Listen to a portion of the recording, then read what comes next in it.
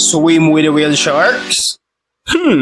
Usagid ni sa gihandom nga experience sa kadaghanan. Labi na og dayo ka sa Cebu. Pero kung nagtan-aw ka ani unya taga Cebu ka, nagihapoy tsansa nga wa pa ka kasuway ani. Maong karon, akong i-share ninyo ang among experience diri. These gentle giants kay makita diri sa lungsod sa Oslob. Usagid ni sa pinakagipasigarbo nga atraksyon. Dili lang sa ilang lungsod kundi sa tibuok nasod. We need to travel approximately 3 to 4 hours from the mainland Cebu to reach their town.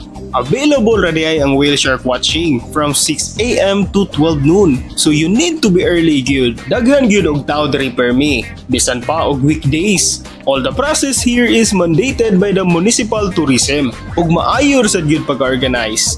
Entrance fee here is 500 pesos that includes snorkeling gears already. Ug pag humana mo og bayad kay gi-briefing sa mi kadali. And while naghuwat mi sa among turn para makasakay sa bangka, gi-briefing sa mi sa among personal guide para sa photo ug video taking.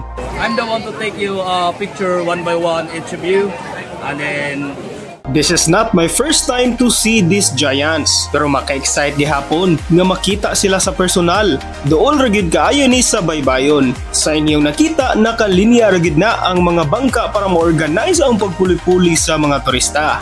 Naaday ni time limit nga 30 minutos guys ha. Mong tugsaw gidayon ta inigplastada sa bangka ini.